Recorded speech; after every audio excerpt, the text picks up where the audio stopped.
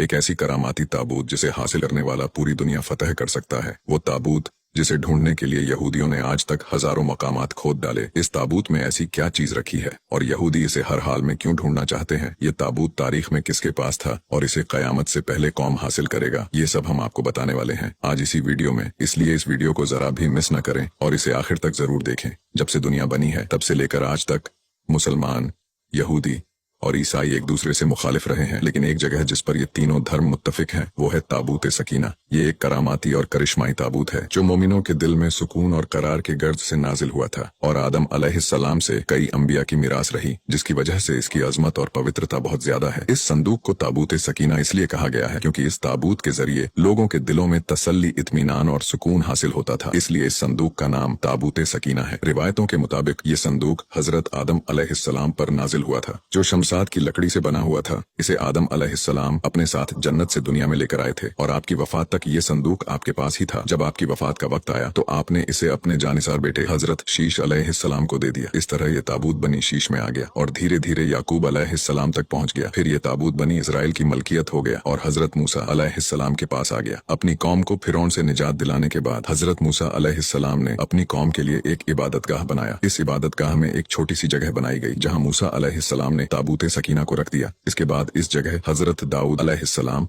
और हजरत सुलेमान अलैहिस्सलाम ने एक अजीम इबादतगाह की तामीर करवाई जहां ताबूत रखने के लिए एक इमारत बनाई गई जिसे हैकल का नाम दिया गया। ये इमारत जिन्नातों की मदद से बनाई गई थी। इस हैकल में इस कदर चमक और रोशनी थी कि रात में भी रोशनी की जरूरत नहीं पड़ती थी। जिस खास कमरे में ताबूत को रखा जाता था उसका नाम अल-कुदस था। अब सवाल ये उठता है कि आखिर इस ताबूत में ऐसा क्या था जो बनी इजराइल इसे इतना मुकद्दस समझते थे? दरअसल इस संदूक में पैगंबरों की चीजें थी जिनमें लोहे कुरानी, तौरात की तख्तियों के टुकड़े, मनोसलवा, हजरत यूसुफ अलैहिस्सलाम का कुर्ता, हारून अलैहिस्सलाम की कुबा, मूसा अलैहिस्सलाम की असा मुबारक और इमामा और हजरत सुलेमान अलैहिस्सलाम की अंगूठी थी। इसके अलावा भी बहुत सारे पैगंबरों के सूरतों के हुलिये बने हुए थे। ये संदूक बनी इजराइल के लिए बेहद ही मुकद्दस और बाबरकत था। बनी इजराइल जब भी किसी कुफ्फार से जंग करते थे और दुश्मनों के बड़े बड़े लश्कर देखकर डर जाते थे तो वो इस संदूक को अपने आगे रख लेते थे। इसके बाद इस ताबूत से ऐसी रहमतें और बरकतें निकलती कि बनी इजराइल के जवानों के दिलों में सुकून और इत्मीनान पैदा हो जाता था और उनके लरसते हुए दिल चट्टान की तरह मजबूत हो जाते और उन्हें हर जंग में फतह हासिल हो जाती। इसके अलावा जब बनी इजराइल पर कोई मुसीबत या मुश्किल आती तो वो इस संदूक को आगे रखकर इसे वसीला बनाते और अल्लाह से दुआएं करते और उनकी दुआएं कबूल हो जाया करती और हर आफत टल जाया करती थी। जब तक ये संदूक बनी इजराइल के पास रहा वो दूसरी कौमों पर गालिब रहे। ये संदूक बनी इजराइल के लिए उरूज और बरकतों का सबब बना, मगर जब बनी इजराइल राह हक से भटक गए और तरह तरह के गुनाहों में मुब्तला हो गए और उन लोगों में शिर्क और कुफ्र शुरू हो गया तो उनकी बदामालियों की नहुसत से उन पर अल्लाह का गजब नाजिल हुआ और कौम अमालका के कुफ्फार ने अपने एक लश्कर के साथ उन पर हमला कर दिया। उन काफिरों ने बनी इजराइल का कत्लेआम करके बस्तियों को बर्बाद कर डाला और उनके सारे शहर को तहस नहस कर दिया और वो इस ताबूत को उठाकर अपने साथ ले गए। उन्होंने इस मुकद्दस संदूक को ले जाकर कूड़ेदान में फेंक दिया और इस बेअदबी का कौम अमालका पर ये वबाल पड़ा कि ये लोग तरह तरह बीमारियों में मुब्तला कर दिए गए और कौम अमालका के 5 शहर पूरी तरह से बर्बाद और वीरान हो गए और उनमें तरह तरह की बीमारियां फैल गईं। लिहाजा उन काफिरों को ये यकीन हो गया कि उस संदूक की बेअदबी का अजाब उन पर आ गया है और उन्होंने उस मुकद्दस संदूक को एक बैलगाड़ी पर लाद कर उसे बनी इजराइल की बस्तियों की तरफ छोड़ दिया। फिर अल्लाह ताला ने 4 फरिश्तों को भेजा जो उस मुबारक संदूक को बनी इजराइल के नबी हजरत शमवील अलैहिस्सलाम के पास ले गए। इस तरह बनी इजराइल की खोई हुई नेमत उन तक दोबारा पहुंच गई।